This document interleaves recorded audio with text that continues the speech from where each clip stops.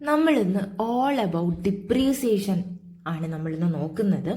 ഡിപ്രീസിയേഷൻ്റെ journal entry and depreciation എന്ന് പറയുന്നത് എന്താണ്, നമ്മളിത് എന്തിനാണ് ചാർജ് ചെയ്യുന്നത്, ആൻഡ് ഓൾസോ ഇതിൻ്റെ മെത്തേഡ്സ് ഓഫ് കാൽക്കുലേഷൻ നോക്കുന്നുണ്ട്, ആൻഡ് ഇത് ഏത് പ്രിൻസിപ്പിളിൻ്റെ ബേസിസിലാണ് എന്നൊക്കെയുള്ള ഡീറ്റെയിൽഡ് ആയിട്ടുള്ള വീഡിയോ ആണ് ഇത്. ഓക്കെ, സോ ഫസ്റ്റ് ഡിപ്രീസിയേഷൻ എന്താണ്? ഓക്കെ, ഡിപ്രീസിയേഷൻ എന്ന് പറഞ്ഞു കഴിഞ്ഞാൽ നമ്മുടെ നോൺ കറന്റ് അസറ്റിന് സംഭവിക്കുന്നതാണ്, അല്ലെങ്കിൽ നമ്മൾ ഡിപ്രീസിയേഷൻ ചാർജ് ചെയ്യുന്നത് നോൺ കറന്റ് അസറ്റിനാണ്. എന്താണ് നോൺ കറന്റ് അസറ്റ് എന്ന് നമ്മൾ ഓൾറെഡി ഡിസ്കസ് ചെയ്തിരുന്നതാണ്. മോർ ദാൻ 12 months നമ്മൾ കൺട്രോൾ ചെയ്യുന്ന അസറ്റ്, അതാണ് നോൺ കറന്റ് അസറ്റ് എന്ന് പറയുക. സോ ഈ നോൺ കറന്റ് അസറ്റിന്റെ യൂസ്ഫുൾ ലൈഫ് എന്താണ്? യൂസ്ഫുൾ ലൈഫ് എന്ന് പറഞ്ഞു കഴിഞ്ഞാൽ നമ്മൾ ഈ നോൺ കറന്റ് അസറ്റ് യൂസ് ചെയ്യുന്ന വർഷം, എത്ര വർഷം നമ്മൾ യൂസ് ചെയ്യും എന്നുള്ളതാണ് ഈ യൂസ്ഫുൾ ലൈഫ് കൊണ്ട് ഉദ്ദേശിക്കുന്നത്. സോ ഈ യൂസ്ഫുൾ ലൈഫിന്റെ ബേസിസിൽ നമ്മൾ എന്ത് ചെയ്യും? നമ്മുടെ നോൺ കറന്റ് അസറ്റ് കുറച്ച് വരും. അതാണ് ഈ ഡിപ്രീസിയേഷൻ എന്ന് പറയുന്നത്. So depreciation means it is the systematic reduction in the value of a non-current asset over its useful life. Okay. ഇനി നമ്മൾ എന്തിനാണ് ഈ ഡിപ്രീസിയേഷൻ ചാർജ് ചെയ്യുന്നത്? അതായത് നമ്മൾ ഈ എക്സ്പ്ലനേഷനിൽ പറഞ്ഞു നമ്മൾ യൂസ്ഫുൾ ലൈഫിന്റെ ബേസിസിൽ അസറ്റ് കുറച്ച് വരുന്നു. എന്തിനാണ് നമ്മൾ ഈ കുറച്ച് കാണിക്കുന്നത്? ഒന്ന് എന്ന് പറഞ്ഞു കഴിഞ്ഞാൽ, ഒരു റീസൺ എന്ന് പറഞ്ഞു കഴിഞ്ഞാൽ നമ്മുടെ അസറ്റ് വർഷം കൂടും തോറും അത് യൂസ് ചെയ്യുന്നതനുസരിച്ച് അതെന്ത് ചെയ്യും? അതിന്റെ വാല്യൂ കുറയും due to wear and tear. അതായത് നമ്മളത് യൂസ് ചെയ്യില്ലേ, വിയർ ആൻഡ് ടിയർ, അത് യൂസ് ചെയ്യുന്നത് വഴി നമ്മൾ തേയ്മാനം എന്ന് പറയും. അതാണ് ഈ വിയർ ആൻഡ് ടിയർ കൊണ്ട് ഉദ്ദേശിക്കുന്നത്. ആൻഡ് യൂസേജ്, നമ്മളത് യൂസ് ചെയ്യുന്നതനുസരിച്ച് വാല്യൂ കുറയും. ആൻഡ് ഓരോന്നിന് അതിൻ്റെതായ കാലപ്പഴക്കം ഉണ്ടില്ലേ, അതായത് ഏജിങ് കാലം, അതായത് ഇയർ കൂടും തോറും അസറ്റിന്റെ പെർഫോമൻസ് ഒക്കെ നല്ല രീതിയിൽ കുറയും. സോ ഇങ്ങനെ അസറ്റിന്റെ വാല്യൂ കുറയും ഓവർ എ ടൈം. സോ അതുകൊണ്ടും നമ്മൾ എന്ത് ചെയ്യുന്നു? ഡിപ്രീസിയേഷൻ ചാർജ് ചെയ്യുന്നു. അസറ്റിന്റെ വാല്യൂ എന്ത് ചെയ്യുവാണ്? ഇവിടെ കുറയുവാണ്. സോ നമ്മൾ ഡിപ്രീസിയേഷൻ ചാർജ് ചെയ്യുന്നു. ഇത് ഒരു റീസൺ. രണ്ടാമത്തെ റീസൺ എന്ന് പറയുന്നത്, ആ റീസൺ മാച്ചിങ് കോൺസെപ്റ്റ്. നമ്മൾ എന്താണ് കോൺസെപ്റ്റ്സ്, അസംഷൻസ്, പ്രിൻസിപ്പിൾസ് എന്നൊക്കെ ഉള്ളത് ഡീറ്റെയിൽഡ് ആയിട്ട് നോക്കി. അപ്പോൾ നമ്മൾ പറഞ്ഞതാണ് എന്താണ് മാച്ചിങ് കോൺസെപ്റ്റ് എന്ന് പറയുന്നത്. അതായത് ഒരു ഇയർ, അതായത് നമുക്കിപ്പോൾ ഒരു അക്കൗണ്ടിങ് ഇയർ എടുക്കാം. 1st Jan to 31st December ആണ് നമ്മളൊരു അക്കൗണ്ടിങ് ഇയർ ആയിട്ട് എടുക്കുന്നതെന്ന് വിചാരിക്കുക. ഈ ഇയറിൽ ജനറേറ്റ് ആയ, അല്ലെങ്കിൽ നമ്മൾ ഏൺ ചെയ്ത റവന്യൂ എന്ത് ചെയ്യണം?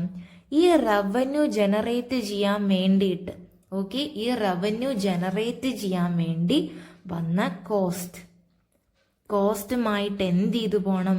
മാച്ച് ചെയ്തു പോകണം. അതായത് ഈ പീരീഡിൽ നമ്മൾ റെക്കോർഡ് ചെയ്ത റവന്യൂ ഏൺ ചെയ്യാൻ നമ്മൾ എന്തൊക്കെ ചെലവ് നമുക്ക് വന്നിട്ടുണ്ട്, എന്തൊക്കെ എക്സ്പെൻസ് ഇൻകർ ആയിട്ടുണ്ട്, അത് ഈ ഇയറിൽ തന്നെ കാണിക്കണം. അതാണ് ഈ മാച്ചിങ് കോൺസെപ്റ്റ് പറയുന്നത്. സോ ഈ മാച്ചിങ് കോൺസെപ്റ്റ് ഉള്ളത് കൊണ്ടും ആണ് നമ്മൾ ഡിപ്രീസിയേഷൻ ചാർജ് ചെയ്യുന്നത്. നമ്മൾ ഈ അസറ്റ് വാങ്ങി 1st ഇയർ മാത്രമല്ല യൂസ് ചെയ്യുന്നത്. ആ അസറ്റ്, ഇപ്പം ഒരു എക്സാമ്പിൾ, നമ്മളൊരു മെഷീനാണ് വാങ്ങിയത്. ഈ മെഷീനിന് ഒരു 10 year യൂസ്ഫുൾ ലൈഫ് ഉണ്ടെന്ന് വിചാരിക്കുക. നമ്മൾ 10 വർഷം ഇത് യൂസ് ചെയ്യും. സോ ഈ 10 വർഷവും നമ്മൾ എന്ത് ചെയ്യും? ഈ മെഷീൻ യൂസ് ചെയ്ത് റവന്യൂ ഏൺ ചെയ്യും. സോ അതാത് വർഷത്തെ റവന്യൂ എന്ത് ചെയ്യണം? ആ റവന്യൂ ഏൺ ചെയ്യാൻ വേണ്ടി വന്ന കോസ്റ്റ് നമ്മൾ അവിടെ കാണിക്കണം. സോ എന്ത് ചെയ്യും? നമ്മൾ ഈ മെഷീൻ വഴിയാണ് നമുക്ക് റവന്യൂ ഏൺ ചെയ്യാൻ ഹെൽപ്പ് ആയത്. സോ ആ മെഷീൻ്റെ കോസ്റ്റ് നമ്മൾ എന്ത് ചെയ്യും, നമുക്ക് ഓരോ വർഷവും ഉണ്ടാവുന്ന റവന്യൂവിൽ ആ കോസ്റ്റ് നമ്മൾ കാണിക്കും. ഓക്കെ, എന്നാൽ മാത്രമേ റവന്യൂവും കോസ്റ്റും എന്തായിപ്പോളൂ, മാച്ച് ആയിപ്പോളൂ, matching concept. So that's why we charge depreciation. And third one എന്ന് പറഞ്ഞു കഴിഞ്ഞാൽ നമുക്ക് ട്രൂ ആയിട്ട് എന്ത് ചെയ്യണം, പ്രോഫിറ്റ് കാൽക്കുലേറ്റ് ചെയ്യാൻ വേണ്ടി പറ്റണം. പ്രോഫിറ്റ് കാൽക്കുലേഷൻ ഇത് തന്നെയാണ്. അതായത് നമ്മുടെ ഇവിടെ റവന്യൂ ജനറേറ്റ് ആയി, നമ്മൾ ഈ അസറ്റിന്റെ കോസ്റ്റ് ഇവിടെ കാണിച്ചിട്ടില്ല എന്ന് വിചാരിക്കുക. ഓക്കെ, ഇവിടെ കാണിച്ചിട്ടില്ല. ഇവിടെ കാണിക്കാതിരിക്കുന്ന പക്ഷം എന്താണ്, ഇവിടെ നമ്മുടെ എക്സ്പെൻസ് കുറഞ്ഞു നിൽക്കുകയാണ് ആൻഡ് റവന്യൂ കൂടി നിൽക്കുന്നു. സോ എന്ത് ചെയ്യും, പ്രോഫിറ്റ് ഓവർ സ്റ്റേറ്റ് ആയി പോവും. ഓവർ സ്റ്റേറ്റ് അതായത് പ്രോഫിറ്റ് കൂടി നിൽക്കും. അത് ആക്ച്വലി തെറ്റല്ലേ, നമ്മൾ ട്രൂ ആയിട്ടുള്ള പ്രോഫിറ്റ് കാണിക്കണം. ഈ വർഷത്തെ എക്സ്പെൻസ്, ഈ റവന്യൂ ജനറേറ്റ് ചെയ്യാൻ വേണ്ടി വന്ന എക്സ്പെൻസ് കാണിച്ചാൽ മാത്രമേ എന്ത് ചെയ്യാൻ വേണ്ടി പറ്റൂ, ട്രൂ ആയിട്ട് പ്രോഫിറ്റ് നമുക്ക് കാണിക്കാൻ വേണ്ടി പറ്റൂ. സോ ട്രൂ പ്രോഫിറ്റ് കാൽക്കുലേഷന് വേണ്ടിയിട്ടും നമ്മൾ ഡിപ്രീസിയേഷൻ ചാർജ് ചെയ്യുന്നു. ആൻഡ് പ്രോഫിറ്റ് മാത്രമല്ല, നമുക്ക് ട്രൂ ആയിട്ടുള്ള ഫിനാൻഷ്യൽ പൊസിഷൻ ഓൾസോ കാണിക്കണം. അതായത് നമ്മൾ ബാലൻസ് ഷീറ്റിലാണ് ഈ അസറ്റ് കൊണ്ട് കാണിക്കുന്നത് അല്ലെ, SOFPയിലാണ് ഈ അസറ്റ് കാണിക്കുക. സോ ഈ അസറ്റിന്റെ വാല്യൂ കുറയുന്നതനുസരിച്ച് നമ്മൾ എന്ത് ചെയ്യണം, ആ ബാലൻസ് ഷീറ്റ് അപ്ഡേറ്റ് ചെയ്തുകൊണ്ടിരിക്കണം അല്ലെ. ഓരോ ഇയറിൽ നമ്മൾ ഈ മെഷീന്റെ വാല്യൂ കുറയുന്നതനുസരിച്ച് അവിടെയും കാണിക്കണം. സോ ട്രൂ ആയിട്ടുള്ള ഫിനാൻഷ്യൽ പൊസിഷനും കാണിക്കാൻ വേണ്ടിയിട്ടാണ് നമ്മൾ ഡിപ്രീസിയേഷൻ ചാർജ് ചെയ്യുന്നത്. സോ നമ്മൾ എന്താണ് ഡിപ്രീസിയേഷൻ എന്നും എന്തിനാണ് ഡിപ്രീസിയേഷൻ ചാർജ് ചെയ്യുന്നതെന്നും നോക്കി. ആൻഡ് ഒരു ഇമ്പോർട്ടൻറ്റ് പോയിന്റ്, നമ്മൾ നോൺ കറണ്ട് അസറ്റിനെ ആണല്ലോ ഇവിടെ പരിഗണിക്കുന്നത്. സോ നോൺ കറണ്ട് അസറ്റ് ആയിട്ടുള്ള ലാൻഡ് ഒരു നോൺ കറണ്ട് അസറ്റാണ്. ഇതിനെന്തില്ല, നമ്മൾ ഡിപ്രീസിയേഷൻ ചാർജ് ചെയ്യില്ല. ബിക്കോസ് ഇവിടെ വിയർ ആൻഡ് ടിയറോ അതുപോലെ തന്നെ യൂസേജിനനുസരിച്ച് നമ്മുടെ അസറ്റിന്റെ വാല്യൂ കുറയോ അങ്ങനെ ഒന്നും ചെയ്യുന്നില്ല. സോ നമ്മൾ എന്ത് ചെയ്യില്ല, ഡിപ്രീസിയേഷൻ ചാർജ് ചെയ്യില്ല. ആർക്ക്, ലാൻഡിന് എന്നുള്ള കാര്യം ഓർത്തു വയ്ക്കുക. ഇനി നമുക്ക് നമ്മുടെ ഡിപ്രീസിയേഷന്റെ ജേണൽ എൻട്രി കൂടെ നോക്കാം. ഓക്കെ, ജേണൽ എൻട്രി വരുന്നത്, ഡിപ്രീസിയേഷൻ എന്ന് പറയുന്നത് ഒരു നോൺ ക്യാഷ് എക്സ്പെൻസ് ആണ്. ഓക്കെ, അതായത് ആക്ച്വലി നമ്മുടെ കയ്യിൽ നിന്ന് ക്യാഷ് എല്ലാ ഇയറിലും പോകുന്നുണ്ടോ, ഇല്ല. നമുക്ക് ഓൾറെഡി ആ അസറ്റിന് ഉണ്ടായ ക്യാഷ് നമ്മൾ എന്ത് ചെയ്യുന്നു, അതാത് വർഷം ജനറേറ്റ് ആവുന്ന റവന്യൂ ആയിട്ട് നമ്മൾ മാച്ച് ചെയ്ത് കൊടുക്കുന്നു അല്ലേ, മാച്ച് ചെയ്യുന്നു. അല്ലാതെ നമ്മളൊരു എമൗണ്ട് മാറ്റി വയ്ക്കുന്നില്ല. ഇവിടെ നമ്മുടെ കയ്യിൽ നിന്ന് ക്യാഷ് പോകുന്നില്ല. സോ ഡിപ്രീസിയേഷൻ എന്ന് പറയുന്നത് ഒരു നോൺ ക്യാഷ് എക്സ്പെൻസ് ആണ്. Non cash expense. So depreciation എന്ന് പറയുന്നത് ഒരു എക്സ്പെൻസ് ആണ്. എക്സ്പെൻസ് കൂടിക്കഴിഞ്ഞാൽ നമ്മൾ എന്ത് ചെയ്യും, ഡെബിറ്റ് ചെയ്യും അല്ലേ, ഡെബിറ്റ് ചെയ്യും. So debit depreciation. ആൻഡ് ഇവിടെ എന്താണ് സംഭവിക്കുന്നത്, നമ്മുടെ അസറ്റ് അതായത് നോൺ കറണ്ട് അസറ്റിന്റെ വാല്യൂ കുറയുന്നു. സോ അസറ്റിന്റെ വാല്യൂ കുറഞ്ഞു കഴിഞ്ഞാൽ, അസറ്റ് കുറഞ്ഞാൽ നമ്മൾ ക്രെഡിറ്റാ ചെയ്യുക, ക്രെഡിറ്റ് നോൺ കറണ്ട് അസറ്റ് അല്ലേ. ബട്ട് നമ്മൾ ഇങ്ങനല്ല ചെയ്യുക. നമ്മളിവിടെ വേറൊരു അക്കൗണ്ടാണ് ക്രിയേറ്റ് ചെയ്യുന്നത്, accumulated depreciation. Okay, accumulated depreciation വേറൊന്നുമല്ല, നമ്മുടെ ഈ നോൺ കറണ്ട് അസറ്റിലുള്ള കുറവ് കാണിക്കാൻ വേണ്ടിയിട്ട് നമ്മൾ ഈ അക്യൂമുലേറ്റഡ് ഡിപ്രീസിയേഷൻ എന്ന് പറയുന്ന അക്കൗണ്ട് കാണിക്കും. വേറൊന്നുമല്ല, ഈ ഡിപ്രീസിയേഷൻ, ഈ ഡേറ്റ് വരെയുള്ള ഡിപ്രീസിയേഷൻ, ടോട്ടൽ ഡിപ്രീസിയേഷനെയാണ് ഈ അക്യൂമുലേറ്റഡ് ഡിപ്രീസിയേഷൻ കൊണ്ട് ഉദ്ദേശിക്കുന്നത്. സോ നമ്മൾ ഇവിടെ അക്യൂമുലേറ്റഡ് ഡിപ്രീസിയേഷൻ അക്കൗണ്ട് ക്രിയേറ്റ് ചെയ്തിട്ട് നമ്മൾ എന്താ ചെയ്യാന്ന് വെച്ച് കഴിഞ്ഞാൽ, സ്റ്റേറ്റ്മെന്റ് ഓഫ് ഫിനാൻഷ്യൽ പൊസിഷനിൽ പോവും, അതായത് നമ്മുടെ ബാലൻസ് ഷീറ്റിൽ പോവും. അവിടെ ആരുണ്ടായിരിക്കും, നമ്മുടെ നോൺ കറണ്ട് അസറ്റ് ഉണ്ടായിരിക്കും. ഇവിടെ നമ്മളിപ്പോൾ ഒരു ലാപ്ടോപ്പ് ആണ് എക്സാമ്പിൾ ആയിട്ട് എടുക്കുക. ലാപ്ടോപ്പ് ഒരു നോൺ കറണ്ട് അസറ്റ് ആണ്. സോ ലാപ്ടോപ്പ് എന്ന് പറയുന്ന നോൺ കറണ്ട് അസറ്റിനാണ് ഡിപ്രീസിയേഷൻ വന്നത്. സോ ഡിപ്രീസിയേഷൻ എമൗണ്ട് ഒരു $100 കൊടുക്കുക. ഓക്കെ, ഇവിടെ നമുക്ക് ലാപ്ടോപ്പിന്റെ എമൗണ്ട് ഒരു $1000 കൊടുത്തിട്ടുണ്ട്. ഇവിടെ നമുക്ക് വന്ന ഡിപ്രീസിയേഷൻ ഇല്ലേ, ഈ അക്യൂമുലേറ്റഡ് ഡിപ്രീസിയേഷൻ, ഇത് നമ്മൾ ഇവിടേക്ക് കൊണ്ടുവരും. എന്നിട്ട് ഈ അസറ്റിന്റെ വാല്യൂ ഒന്ന് ഈ $100 കുറയ്ക്കും. ഓക്കെ, ബാക്കിയുള്ളത് നമ്മളിവിടെ കാണിക്കും. ബാക്കിയുള്ള എമൗണ്ട് നമ്മളിവിടെ കാണിക്കുക ചെയ്യുന്നത്. ഈ ബാക്കി വരുന്ന ഈ എമൗണ്ട്, അതായത് നമ്മുടെ $1000 വാല്യൂ ഉണ്ടായിരുന്ന ലാപ്ടോപ്പ് $100 ഡിപ്രീസിയേഷൻ സംഭവിച്ചു, അസറ്റിന്റെ വാല്യൂ കുറഞ്ഞ് ഇപ്പോൾ ഈ അസറ്റിന് എത്രയേ ഉള്ളൂ, $900 വാല്യൂ ഉള്ളൂ എന്ന് നമ്മൾ എഴുതി. ഈ $900 എന്ന് പറഞ്ഞ് നമ്മൾ എഴുതിയതാണ് നമ്മുടെ അസറ്റിന്റെ ക്യാരിയിങ് വാല്യൂ. ഓക്കെ, അസറ്റിന് ഇപ്പം എത്ര വാല്യൂ ഉണ്ട്, ഡിപ്രീസിയേഷൻ കഴിഞ്ഞ് എത്ര വാല്യൂ ഉണ്ട്, അതാണ് ക്യാരിയിങ് വാല്യൂ എന്ന് പറയുക. ഓക്കെ, സോ ഇങ്ങനെയാണ് നമ്മൾ ജേർണൽ എൻട്രി കാണിക്കുക. Debit depreciation, credit accumulated depreciation. നമ്മൾ ഡയറക്റ്റ്ലി നോൺ കറണ്ട് അസറ്റ് കുറയ്ക്കില്ല, പകരം ഇങ്ങനെ ഒരു അക്കൗണ്ട് ക്രിയേറ്റ് ചെയ്തിട്ട് നമ്മൾ ഇവിടേക്ക് കൊണ്ടുപോയി കാണിക്കുക ചെയ്യുന്നത്. സോ അക്യൂമുലേറ്റഡ് ഡിപ്രീസിയേഷൻ എന്ന് പറയുന്ന അക്കൗണ്ട് നമ്മൾ ക്രിയേറ്റ് ചെയ്യുന്നത് വേറൊന്നും അല്ല, നമ്മുടെ നോൺ കറണ്ട് അസറ്റിലെ ഡിക്രീസ് കാണിക്കാൻ വേണ്ടിയിട്ടാണ്. പലർക്കും ഒരു ഡൗട്ട് ഉണ്ട്, അക്യൂമുലേറ്റഡ് ഡിപ്രീസിയേഷൻ ഒരു ലയബിലിറ്റി ആണോ എന്നുള്ളത്. ലയബിലിറ്റി അല്ല, നമ്മുടെ അസറ്റിന്റെ വാല്യൂ കുറഞ്ഞത്, നമ്മുടെ നോൺ കറണ്ട് അസറ്റിന്റെ വാല്യൂ കുറഞ്ഞത് കാണിക്കാൻ വേണ്ടിയിട്ട് നമ്മൾ ക്രിയേറ്റ് ചെയ്തൊരു അക്കൗണ്ട്.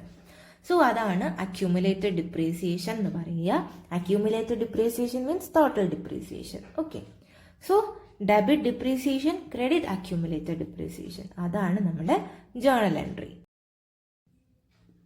ഇനി ഡിപ്രീസിയേഷൻ ചാർജ് ചെയ്യുന്ന, അതായത് ഡിപ്രീസിയേഷൻ കാൽക്കുലേറ്റ് ചെയ്യുന്ന മെത്തേഡ്സ് ആണ് നോക്കുന്നത്. നമ്മുടെ ഈ ഡിപ്രീസിയേഷൻ കണ്ടുപിടിക്കാൻ വേണ്ടിയിട്ട് 2 മെത്തേഡ്സ് ആണ് ഉള്ളത്. ഓക്കെ, എത്ര മെത്തേഡ്സ് ഉണ്ട്? 2 മെത്തേഡ് ഉണ്ട്. ഒന്ന് സ്ട്രെയിറ്റ് ലൈൻ മെത്തേഡും രണ്ടാമത്തത് എന്ന് പറയുന്നത് റെഡ്യൂസിങ് ബാലൻസ് മെത്തേഡ്. രണ്ടും നമുക്ക് ഡീറ്റെയിൽഡ് ആയിട്ട് നോക്കാം. സ്ട്രെയിറ്റ് ലൈൻ മെത്തേഡ് എന്ന് പറഞ്ഞു കഴിഞ്ഞാൽ നമ്മൾ എല്ലാ വർഷവും അതായത് അസറ്റിന്റെ യൂസ്ഫുൾ ലൈഫ് എത്രയാണോ ആ വർഷങ്ങളിലെല്ലാം സെയിം എമൗണ്ട് ആയിരിക്കും നമ്മൾ എന്ത് ചെയ്യുക, ഡിപ്രീസിയേഷൻ ചാർജ് ചെയ്യുക. സോ അതാണ് സ്ട്രെയിറ്റ് ലൈൻ മെത്തേഡ് എന്ന് പറയുന്നത്. ആൻഡ് നമ്മൾ ബിൽഡിംഗ് ആണ് കോമൺലി ഈ ഒരു മെത്തേഡ് യൂസ് ചെയ്ത് ഡിപ്രീസിയേഷൻ ചാർജ് ചെയ്യുന്നത്. ആര്? നമ്മുടെ ബിൽഡിങ്സ് ആണ് കോമൺലി നമ്മൾ ഈ മെത്തേഡ് യൂസ് ചെയ്ത് ഡിപ്രീസിയേറ്റ് ചെയ്യുന്നത്. ബിക്കോസ് അതായത് നമ്മുടെ ബിസിനസ് സെയിം യൂസേജ് ആയിരിക്കും ഈ ബിൽഡിങ്ങിൽ നിന്ന് എല്ലാ വർഷവും എടുക്കുക. സോ അതുകൊണ്ടാണ് ഈ സ്ട്രെയിറ്റ് ലൈൻ മെത്തേഡ് ഫോളോ ചെയ്യുന്നത്. ഓക്കെ, കോമൺലി എല്ലായിടത്തും ഇതാണ് എന്നല്ല, കോമൺലി സ്ട്രെയിറ്റ് ലൈൻ മെത്തേഡാണ് ബിൽഡിങ്സിന് എടുക്കുക. ആൻഡ് ഇത് ക്വസ്റ്റ്യൻ പ്രോബ്ലം ചെയ്യുമ്പോൾ ഇത് മാറിയൊക്കെ വരാറുണ്ട്. ആൻഡ് അടുത്ത മെത്തേഡ് എന്ന് പറയുന്നത് reducing balance method. Reducing balance method എന്ന് പറഞ്ഞു കഴിഞ്ഞാൽ എല്ലാ വർഷവും സെയിം ഡിപ്രീസിയേഷൻ അല്ല. ഓക്കെ, നമ്മുടെ ഡിപ്രീസിയേഷൻ വർഷം കൂടുന്തോറും, അതായത് നമ്മുടെ ഇയർ കൂടുന്തോറും നമ്മുടെ ഡിപ്രീസിയേഷൻ എന്ത് ചെയ്തു വരും, കുറഞ്ഞു വരും. അതാണ് ഈ റെഡ്യൂസിങ് ബാലൻസ് മെത്തേഡ് എന്ന് പറയുന്നത്. നമുക്കിതൊരു കമ്പാരിസൺ പോലെ നോക്കാം. സോ ഫസ്റ്റ് വൺ എന്ന് പറഞ്ഞു കഴിഞ്ഞാൽ ഡിപ്രീസിയേഷന്റെ ബേസിസ് ആണ്. നമ്മൾ ഈ സ്ട്രെയിറ്റ് ലൈൻ മെത്തേഡ് നമ്മുടെ അസറ്റിന്റെ കോസ്റ്റ്, ഒറിജിനൽ കോസ്റ്റിന്റെ മുകളിലാണ് സ്ട്രെയിറ്റ് ലൈൻ മെത്തേഡിൽ ഡിപ്രീസിയേഷൻ കാൽക്കുലേറ്റ് ചെയ്യുന്നത്. റെഡ്യൂസിങ് ബാലൻസ് മെത്തേഡിൽ നമ്മൾ ക്യാരിയിങ് എമൗണ്ടിന്റെ പുറത്ത്, ക്യാരിയിങ് എമൗണ്ടിന്റെ മുകളിലാണ് ഡിപ്രീസിയേഷൻ ചാർജ് ചെയ്യുക. ക്യാരിയിങ് എമൗണ്ട് എന്ന് പറഞ്ഞു കഴിഞ്ഞാൽ കോസ്റ്റിൽ നിന്ന് അക്യൂമുലേറ്റഡ് ഡിപ്രീസിയേഷൻ, അതായത് നമ്മുടെ അസറ്റിന്റെ വിലയിൽ നിന്നും ഇതുവരെ ഉണ്ടായ ഡിപ്രീസിയേഷൻ കുറയ്ക്കും. അപ്പോൾ കിട്ടുന്ന വാല്യൂ, അതായത് കറന്റ്ലി നമ്മുടെ അസറ്റിന് എത്ര രൂപയാണോ വിലയുള്ളത്, അതാണ് ക്യാരിയിങ് എമൗണ്ട്. ആ ക്യാരിയിങ് എമൗണ്ടിന്റെ പുറത്തായിരിക്കും നമ്മൾ ഡിപ്രീസിയേഷൻ ചാർജ് ചെയ്യുന്നത്. And second thing, depreciation amount straight line മെത്തേഡിൽ എല്ലാ വർഷവും സെയിം ആയിരിക്കും. ആൻഡ് റെഡ്യൂസിങ് ബാലൻസ് മെത്തേഡിൽ വർഷം കൂടുന്തോറും നമ്മുടെ ഡിപ്രീസിയേഷൻ കുറഞ്ഞുകൊണ്ട് വരും. So decreases every year. ഇനി സ്ട്രെയിറ്റ് ലൈൻ, അതായത് നമ്മൾ ഈ ഡിപ്രീസിയേഷൻ മെത്തേഡ് എപ്പോഴാണ് ഉപയോഗിക്കുക? വെൻ യൂസ്ഡ്, അതായത് നമ്മുടെ അസറ്റ് ഒരേപോലെയാണ് അതിൻ്റെ യൂസ്ഫുൾ ലൈഫിൽ യൂസ് ചെയ്യുന്നത് എന്നുള്ള അസറ്റിനൊക്കെയാണ് നമ്മൾ ഈ സ്ട്രെയിറ്റ് ലൈൻ മെത്തേഡ് യൂസ് ചെയ്യുന്നത്. And reducing balance method use ചെയ്യുന്നത്, അതായത് ഇനിഷ്യലി ഉള്ള ഇയേഴ്സിൽ നല്ല പെർഫോമൻസ് തന്നിട്ട് പിന്നെ അതിൻ്റെ വാല്യൂ കുറയുന്ന അസറ്റ്സ് ഇല്ലേ, അതായത് എക്സാമ്പിൾ ഉണ്ട് vehicles, machinery with high early use. ഇതൊക്കെ എന്ത് ചെയ്യും? ആദ്യത്തെ ആ ഒരു പവറോ അതിൻ്റെ ഒരു പെർഫോമൻസ് ഒന്നും പിന്നെയുള്ള വർഷങ്ങളിൽ കാണില്ല.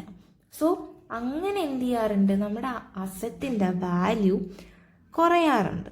സോ അങ്ങനെയുള്ള അസറ്റിനാണ് നമ്മൾ റെഡ്യൂസിങ് ബാലൻസ് മെത്തേഡ് നമ്മൾ യൂസ് ചെയ്യുന്നത്. ആൻഡ് എക്സാമ്പിള് നമുക്ക് നോക്കാം. സ്ട്രെയിറ്റ് ലൈൻ മെത്തേഡിൽ ബിൽഡിങ്ങും ഫർണിച്ചർ, കാരണം ഇതെല്ലാം നമ്മൾ ഒരേപോലെ യൂസ് ചെയ്യുന്ന അസറ്റാണ്, എല്ലാ വർഷവും ഒരേപോലത്തെ യൂസേ വരും. ബട്ട് റെഡ്യൂസിങ് ബാലൻസ് മെത്തേഡിന്റെ എക്സാമ്പിൾ വെഹിക്കിൾ, മെഷീനറി, ഇതൊക്കെ നമുക്ക് പിന്നെ ആദ്യമായിരിക്കും ഇവർ നല്ല പെർഫോമൻസ് തരുന്നത്, പിന്നെ അതിൻ്റെ എഫിഷ്യൻസി ഒക്കെ കുറഞ്ഞു വരും. ഇനി ഫോർമുല നോക്കാം. സ്ട്രെയിറ്റ് ലൈൻ മെത്തേഡിന്റെ ഫോർമുല എന്ന് പറഞ്ഞു കഴിഞ്ഞാൽ depreciation is equal to cost minus residual value. എന്താണ് ഈ റെസിജ്വൽ വാല്യൂ? റെസിജ്വൽ വാല്യൂവിനെ സ്ക്രാപ്പ് വാല്യൂ എന്നും പറയാറുണ്ട്. അതായത് അസറ്റിന്റെ യൂസ്ഫുൾ ലൈഫ് 5 വർഷമാണെന്ന് വിചാരിക്കുക. ഈ 5 വർഷം കഴിഞ്ഞ് നമ്മളിത് വിൽക്കുമല്ലോ, നമ്മളിത് സെല്ല് ചെയ്യുമ്പോൾ നമുക്കൊരു എമൗണ്ട് കിട്ടില്ലേ? നമുക്കൊരു എമൗണ്ട് കിട്ടും. ഓക്കെ, ആ എമൗണ്ടിനെയാണ് നമ്മൾ റെസിജ്വൽ വാല്യൂ എന്ന് പറയുന്നത്. ഓക്കെ, ഇതിന് ആക്രി വില എന്നൊക്കെ പറയും. സോ ഈ കോസ്റ്റ് എന്ന് പറഞ്ഞു കഴിഞ്ഞാൽ നമ്മുടെ അസറ്റ് വാങ്ങാനെടുത്ത പ്രൈസ് എത്രയാണോ അത്. Okay, so cost minus residual value divided by useful life. എത്രയാണോ യൂസ്ഫുൾ ലൈഫ് അത്. ഒരു എക്സാമ്പിൾ നോക്കാം. നമ്മുടെ അസറ്റ് കോസ്റ്റ് $5,000 ആണെന്ന് വിചാരിക്കുക. സ്ക്രാപ്പ് വന്നിട്ട് ഒരു $100 ആണെന്ന് വിചാരിക്കുക.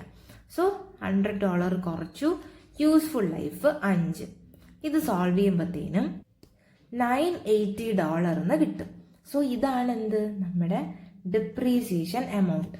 സോ ഫസ്റ്റ് ഇയറിലും ഇതേ എമൗണ്ട്, സെക്കൻഡ് ഇയറിലും ഡിപ്രീസിയേഷൻ ഇതേ amount, third year, fourth year, fifth year എല്ലാ വർഷവും ഇതേ എമൗണ്ട് ആയിരിക്കും. സോ ഇതാണ് ഡിപ്രീസിയേഷൻ്റെ ഫോർമുല. ആൻഡ് റെഡ്യൂസിങ് ബാലൻസ് മെത്തേഡിൽ ഓരോ വർഷവും ഡിപ്രീസിയേഷൻ ഡിഫറെൻ്റ് ആയിരിക്കും എന്ന് നമ്മൾ പറഞ്ഞു. നമ്മൾ ക്യാരിയിങ് എമൗണ്ടിൻ്റെ കൂടെ ഡിപ്രീസിയേഷൻ പെർസെൻറ്റേജ് മൾട്ടിപ്ലൈ ആണ് ചെയ്യാറ്. ഓക്കെ, ഇതേ ക്വസ്റ്റ്യൻ നമുക്ക് ജസ്റ്റ് ഒരു കാര്യം കൂടെ ആഡ് ചെയ്യാം. അതായത് നമ്മുടെ ഡിപ്രീസിയേഷൻ്റെ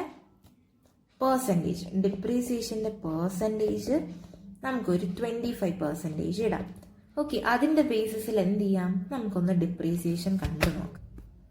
സോ നമുക്ക് first year, okay, year 1 carrying value, അതായത് ഇയർ 1 നമ്മുടെ അസറ്റിന് എത്ര രൂപയുണ്ട്? 5,000. ഈ 5,000 നമ്മൾ എഴുതി.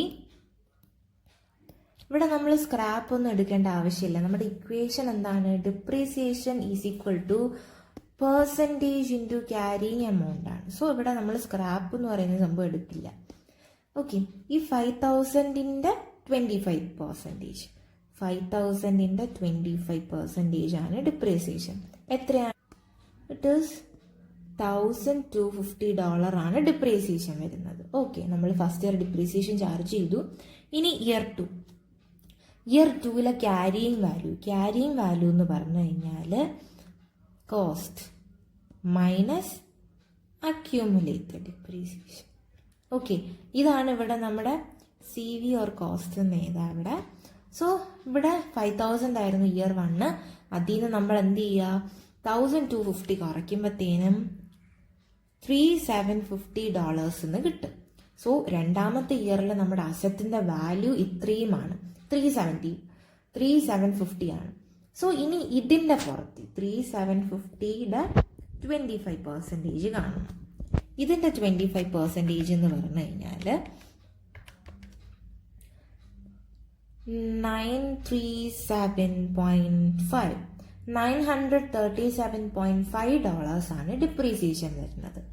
ഓക്കെ, ഇനി തേർഡ് ഇയറിൽ എങ്ങനെ എന്ത് ചെയ്യണം? ഇതേ എമൗണ്ട് ഇവിടെ വരും, ഇതേ എമൗണ്ട് എവിടെ വരും? ഈ എമൗണ്ടിൽ നിന്ന് കുറച്ചിട്ട് വരും.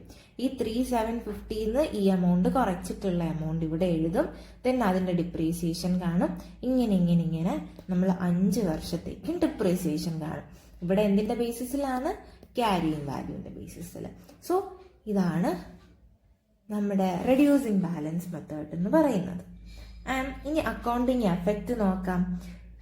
അക്കൗണ്ടിങ് എഫക്റ്റ് എന്ന് പറഞ്ഞു കഴിഞ്ഞാൽ എക്സ്പെൻസ് കോൺസ്റ്റന്റ് ആയതുകൊണ്ട് നമുക്ക് കാൽക്കുലേറ്റ് ചെയ്യാൻ എളുപ്പമായിരുന്നു അല്ലേ? ഒറ്റ സ്റ്റെപ്പിൽ തീരും. ഇത് കണ്ടോ, ഇങ്ങനെ ചെയ്ത് വരണം. Reducing balance method expense high initially, തുടക്കത്തിൽ കൂടുതലായിരിക്കും. Reduces over time, matches actual usage. ഇത് ആക്ച്വൽ യൂസേജിന്റെ ബേസിസിലാണ് റെഡ്യൂസിങ് ബാലൻസ് വരുന്നത്. ഇനിഷ്യലി ആയിരിക്കും എന്ത് ചെയ്യുന്നത്? നമ്മുടെ ആ അസറ്റ് കൊണ്ടുള്ള യൂസ് കൂടുതലായിരിക്കുക. സോ അതുകൊണ്ട് തന്നെ ഡിപ്രീസിയേഷനും കൂടുതലായിരിക്കും. ഇയർ കൂടുന്തോറും നമ്മുടെ അസറ്റിന്റെ യൂസ് കുറയും, ഡിപ്രീസിയേഷനും കുറയും. ഇവിടെ നോക്കാം, ആദ്യം 1250 ആയിരുന്നു, പിന്നെ അത് 937.5 ആയി. ഇവിടെ എന്ത് ചെയ്തു? ഡിപ്രീസിയേഷൻ എമൗണ്ട് കുറഞ്ഞു അല്ലേ? സോ അതാണ് ഇവിടെ പറയുന്നത്. സോ ക്യാരിയിങ് എമൗണ്ട് പയ്യെയാണ് നമ്മുടെ സ്ട്രെയിറ്റ് ലൈൻ മെത്തേഡിൽ കുറയുക. അതുപോലെ തന്നെ റെഡ്യൂസിങ് ബാലൻസ് മെത്തേഡിൽ ഇനിഷ്യലി എന്ത് ചെയ്യും? ഭയങ്കരമായിട്ട് ക്യാരിയിങ് എമൗണ്ട് കുറയും, പിന്നെ അത് കുറഞ്ഞ് വരും. ഇവിടെ 5000 ആയിരുന്നു ഇനിഷ്യലി, പിന്നെ അത് 3750 ആയി. ഇനി ഈ എമൗണ്ട് എന്ത് ചെയ്യും? ഇനിഷ്യലി കൂടുതലായിരുന്നു, പിന്നെ ഉള്ളത് കുറഞ്ഞു വരും. ക്യാരിയിങ് എമൗണ്ട് കേട്ടോ, ക്യാരിയിങ് എമൗണ്ടിനെയാണ് പറഞ്ഞത്. സോ ഇതാണ് നമ്മുടെ സ്ട്രെയിറ്റ് ലൈൻ മെത്തേഡും റെഡ്യൂസിങ് ബാലൻസ് മെത്തേഡിനെ പറ്റിയിട്ടുള്ളത്. ഇനി നമ്മുടെ ലാസ്റ്റ് തിങ് എന്ന് പറഞ്ഞു കഴിഞ്ഞാൽ നമ്മൾ നമ്മുടെ നോൺ കറണ്ട് അസറ്റ് പർച്ചേസ് ചെയ്തതും ആൻഡ് സെല്ല് ചെയ്തതും ഒരേ വർഷമാണെന്ന് വിചാരിക്കുക, അല്ലെങ്കിൽ ഒരേ അക്കൗണ്ടിങ് പീരീഡിലാണ് ഇത് രണ്ടും സംഭവിച്ചത്. ഓക്കെ, ചിലർക്ക് ഡൗട്ട് ഉണ്ടാവും, ഒരേ വർഷം വാങ്ങി സെല്ല് ചെയ്താൽ അതെങ്ങനാ നോൺ കറണ്ട് അസറ്റ് എന്ന് വിളിക്കാന്ന്. ആക്ച്വലി നമ്മൾ വാങ്ങി ഇത് ഈ ഇയറിൽ വിൽക്കാൻ വേണ്ടി എന്നുള്ള ഉദ്ദേശത്തിൽ വാങ്ങിയതല്ല. ബട്ട് എന്തോ ഫോൾട്ട് കാരണം, അതായത് നമ്മുടെ നോൺ കറണ്ട് അസറ്റിന് എന്തോ ഒരു ഫോൾട്ട് കാരണം നമുക്കിത് വിൽക്കേണ്ടി വന്നു. സോ ആ സിനാരിയോ ആണ് നോക്കുന്നത്. ഇങ്ങനെ വിൽക്കേണ്ടി വന്നാലും നമ്മുടെ accounting period 1st 2025 to 31st December 2025 ആണെന്ന് വിചാരിക്കുക. ഓക്കെ, ഈ ഒരു പീരീഡിൽ തന്നെ നമ്മൾ വിൽക്കാൻ വേണ്ടി പോവാം. ഇതിൽ വാങ്ങി ഇതിൽ വിറ്റു. സോ നമ്മൾ ഇങ്ങനെ ചെയ്താലും നമ്മൾ ഡിപ്രീസിയേഷൻ മസ്റ്റായിട്ടും ചെയ്യണം. ഡിപ്രീസിയേഷൻ മസ്റ്റായിട്ടും ചാർജ് ചെയ്യണം. നമുക്ക് 2 മെത്തേഡ്സിൽ ഡിപ്രീസിയേഷൻ ചാർജ് ചെയ്യാം. ഒന്ന് full year depreciation method. Okay, അതായത് ഞാൻ ഈ അക്കൗണ്ടിങ് പീരീഡ് ജസ്റ്റ് ഒന്ന് തിരുത്തി എഴുതുക. Okay, so full year depreciation method, അതായത് നമ്മൾ പർച്ചേസ് ചെയ്ത ഇയറിൽ, ഓക്കെ, പർച്ചേസ് ചെയ്ത ഇയറിൽ നമ്മൾ എന്ത് ചെയ്യണം? ആ വർഷത്തെ ഡിപ്രീസിയേഷൻ ഫുള്ള് ചാർജ് ചെയ്യുക. നമ്മൾ ആ സെല്ല് ചെയ്യുന്ന ഇയർ ഉണ്ടല്ലോ, സെല്ല് ചെയ്യുന്ന ഇയറിൽ നമ്മൾ ഡിപ്രീസിയേഷൻ ചാർജ് ചെയ്യില്ല. ഓക്കെ, ഒരു എക്സാമ്പിൾ പറയുവാണെന്നുണ്ടെങ്കിൽ ഞാനൊരു മെഷീൻ പർച്ചേസ് ചെയ്തു on 1st October 2001. Okay, so ഇതിൻ്റെ ഡിപ്രീസിയേഷൻ, അതായത് ആനുവൽ ആനുവൽ ഡിപ്രീസിയേഷൻ എന്ന് പറയുന്നത് $12,000 ആണ്. ഓക്കെ, സോ ഈ 2001 എന്ന് പറയുന്ന ഇയറിൽ ഞാൻ എന്ത് ചെയ്യും? ഈ $12,000 ഫുള്ളി ചാർജ് ചെയ്യും. ആൻഡ് 2002 വരുന്ന സമയത്ത് അവിടെ എന്തില്ല? ഡിപ്രീസിയേഷൻ ചാർജ് ചെയ്യില്ല. സോ ഇതാണ് first method, full year depreciation. Purchase ചെയ്യുന്ന ഇയറിൽ ഫുൾ ഇയർ ഡിപ്രീസിയേഷൻ ചാർജ് ചെയ്യുക. സെക്കൻഡ് ഇയറിൽ, അതായത് അത് നമ്മൾ സെല് ചെയ്യുന്ന ഇയറിൽ ഡിപ്രീസിയേഷൻ ചാർജ് ചെയ്യണ്ട. രണ്ടാമത്തെ മെത്തേഡ് എന്ന് പറഞ്ഞു കഴിഞ്ഞാൽ പ്രോറാറ്റ, അതായത് മന്ത്ലി ഡിപ്രീസിയേഷൻ മെത്തേഡ്. ഓക്കെ, ഇവിടെ നമ്മൾ എത്ര വർഷം, അതായത് നമ്മൾ 2002 മാർച്ചിലാണ് നമ്മളിത് വിറ്റത്. സോ ഇവിടെ നമുക്ക് 6 months നമ്മളിത് ഓൺ ചെയ്യുന്നുണ്ട്. ഈ 12,000 എന്ന് പറയുന്നത് ഒരു ഇയറിലേക്കുള്ളതാണ്. ഇത് നമ്മൾ 6 മാസത്തേക്കായിട്ട് എന്ത് ചെയ്യും? സ്പ്ലിറ്റ് ചെയ്ത് മന്ത്ലി ഡിപ്രീസിയേഷൻ ചാർജ് ചെയ്യും. അതായത് 12,000 ഇൻറ്റു 6/12 ചെയ്യുമ്പം $6,000 കിട്ടും. $6,000 ഓരോ മാസവും, ഒക്ടോബർ, നവംബർ, ഡിസംബർ, അങ്ങനെ ടു മാർച്ച് വരെ നമ്മൾ ചാർജ് ചെയ്യും. ഇതാണ് രണ്ടാമത്തെ മെത്തേഡ്, പ്രോറാറ്റ, അതായത് മന്ത്ലി ഡിപ്രീസിയേഷൻ മെത്തേഡ്. സോ ഇങ്ങനെ ഒരു കാര്യം കൂടെ ഉണ്ട് എന്നുള്ളത് ഓർക്കുക. സോ ഇത്രയേ ഉള്ളൂ all about depreciation. Journal entry നോക്കി എന്താണ് ഡിപ്രീസിയേഷൻ, എന്തിന് ചാർജ് ചെയ്യുന്നു, ആൻഡ് അഡീഷണലി കുറച്ച് ഇൻഫർമേഷൻസും നമ്മളിന്ന് നോക്കിയിട്ടുണ്ട്.